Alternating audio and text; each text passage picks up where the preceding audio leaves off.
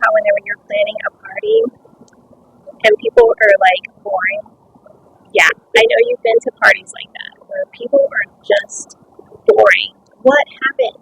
They're usually the life of the party. They're usually exciting when it's like one-on-one, and now they've got to your party and they are so boring. How does this happen? How does this happen? So we are talking about how to make sure that you lead your party. That's what this amazing educational episode is going to be about. And I know you're going to learn something fun. So share in the comments if these tips were able to help you. So here we go. We have to tell our guests how this party is going to be, right? We have to set a tone. We have to lead them in the theme and in the interactions. Today we're focused more on the interactions, not really the theme, but that is also a part of this. So we'll talk about that in another video. And if I don't, you guys are welcome to remind me because there's a lot of videos that I'm giving you for helping you to party plan, right? All my little party planning people out there. Do you have to be a party planner to be able to plan a party? No. You don't need a certificate. You don't need any of that. Anyone can put on a party, and we all do, right? So how do you get people to interact? When people come into your party and they look around, they're trying to see who's there, they're getting a feel for the vibe of your party. They want to see if they know anybody, if anybody that they feel like immediately they could connect to or talk to and feel like, oh yeah, I could vibe with that person. These are thoughts that people are thinking about as soon as they walk into your party. I know it sounds crazy. It's like, wow, why aren't they there to just party? But no, that's not how the mind thinks. The mind thinks, okay, who do I know? I'm nervous. I gotta figure this out. Even if you're an extrovert, extroverts, they still walk into a party hey, what's going on here? So that's what we're going to talk about, how to get people to interact as soon as they come into your party. What I like to do is I like to have an icebreaker, but the icebreaker can't come until everyone is there. So what am I going to do to get people interacting before the icebreaker? Well, it depends on the party. If it's a fun little house party or it's just a social gathering at our place that doesn't really have to do with a birthday or anniversary or just anything like that, we always have games. There are always games at our party. They are a staple. And this means we go to each table and there's different games on each table. There are card games, there's board games, there's mind games. So there's all kinds of games to challenge you, but also there are games that are just mindless, like Connect Four. You don't have to think that much when you play Connect Four, but I like Connect Four, so I do think about my next move quite a bit. Especially when I play with my husband because he's so competitive.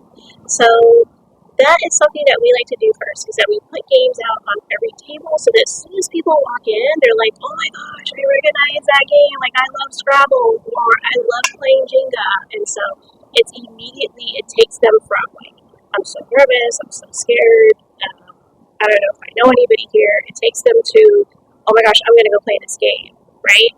And so there's even things that you can add in there like word puzzles, or so some people don't like to play games, right? So you can add in a word puzzle or something like that, or just a regular puzzle with pieces, and people can put the pieces together. So a word puzzle, a regular puzzle with pieces, things like that. I wouldn't put out a book. I think that's a little bit weird for a party, but maybe magazines would be okay. So puzzles, word puzzles, a magazine would be okay, a leaflet of some kind about your city or things that your cities offer, especially if you have people coming in from out of town who don't know the city that well, or sometimes even at all. They can get a feel for the city just from showing up to your party, and this is part of the first interactions, right? Obviously you want to have things out like a beverage. You want to make sure everyone gets the beverage and that everyone is oh my gosh, there was a bug in my shoe. What was that? Oh my gosh, so scary. Okay. make sure that everyone gets like a bottle of water or some juice or tea. And so or ginger ale. Ginger ale is really nice to have too at a party. We like to toast with Martinelli's. So yummy! It's so good. And so we get it at Costco. But why do I even say? I don't even tell you guys where I get it from. It doesn't matter. It's at the grocery store. So yeah, we make sure that we always have cups and everything out, or glassware out, so that people can immediately grab something to drink. That also calms people. Getting a bottle of water or a glass of cold ice water, especially when it's hot out in summer like it is now. People can immediately grab something to drink, and then they can play some games. Sometimes we also will put out fruit, watermelon, peaches, plums, grapes, things like that. That's also going to take their mind off of, okay, I just entered into a party and I'm like super nervous right now. So like there's usually some sort of like charcuterie board, there's a fruit tray, and things like that I've put together. Food is so expensive, so trying to buy those platters already made, I just don't do that. I make my own charcuterie board and then serve it to my guests in that way. And I just use whatever I have. As far as a board goes, I don't use like my fancy cutting board and like have that, you could, but I like to use just like a baking pan, and then I line it with like my favorite lining paper. Sometimes it's even themed, and then I'll put like different notches on there for people.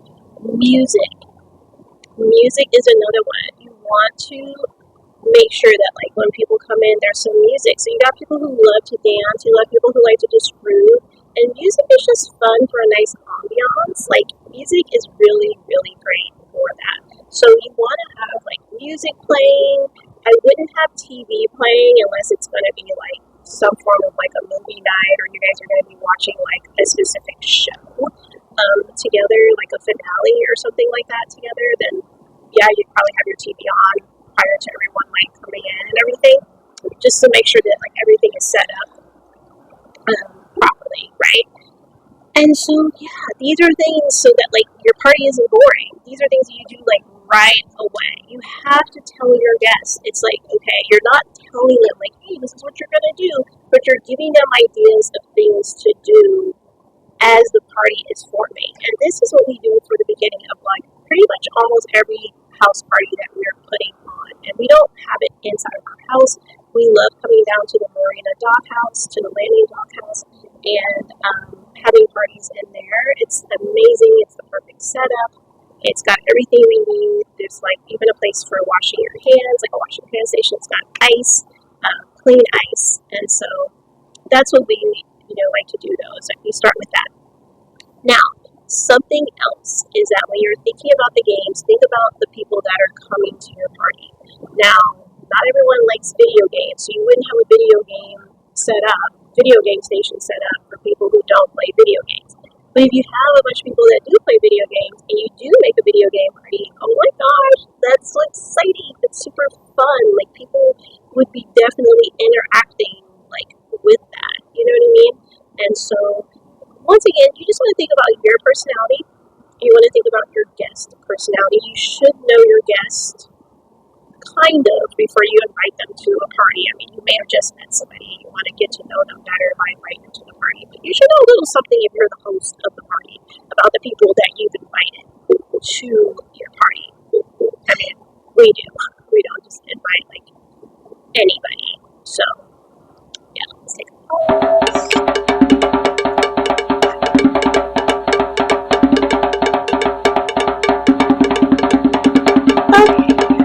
The other thing that we like to have is coloring books. Adults like coloring books too, you guys. I know a lot of people think that it's just for kids, but obviously if there are going to be kids coming to your party, you could set out some coloring books for them. Or if you have like some Lego blocks, just a little something extra to say, hey, I know you guys are going to be bringing your little ones. Here's something for them to do as well, like as part of just that first interactions that people are having before we get into the rest of the party stuff, games and stuff, depending on the kind of party that you're having.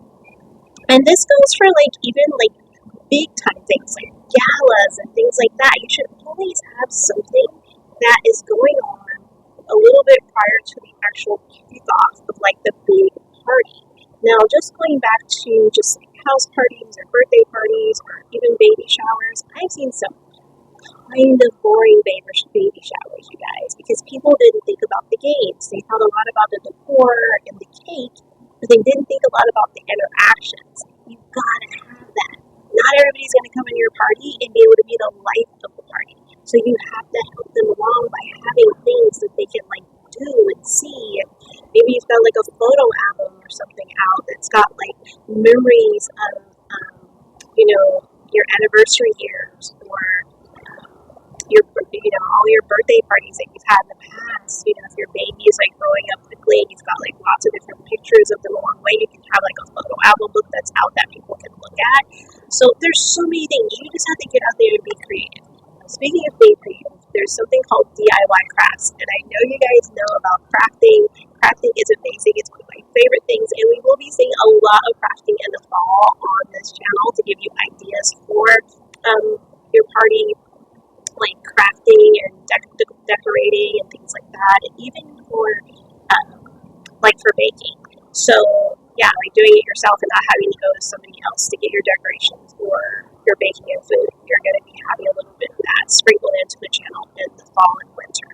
So yeah, DIY crafts are another thing that you can have for your guests to interact with. I know, like in the winter, people like to have a gingerbread station. I know, I bet you didn't even think about that, but because it's summer, so you're not thinking about gingerbread, but you can have a gingerbread station at like a winter party, a holiday party, and it's so much fun. Everyone gets to make their own gingerbread houses. You can even turn it into a challenge. We have some people judge who didn't want to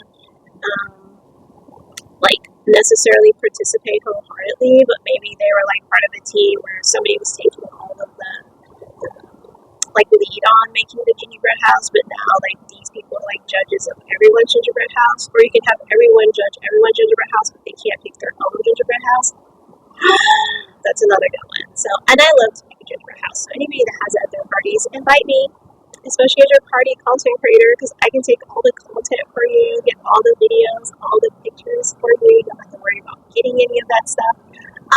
Put away your phones and cameras, let the good times roll. All content creators.